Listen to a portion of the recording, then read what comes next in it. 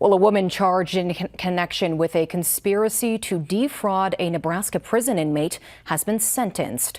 Sherry will serve 4 years probation after pleading no contest to criminal conspiracy.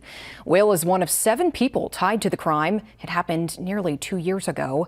According to court documents, a 71-year-old inmate with Alzheimer's was manipulated into moving money out of his accounts. The others involved were mostly inmates.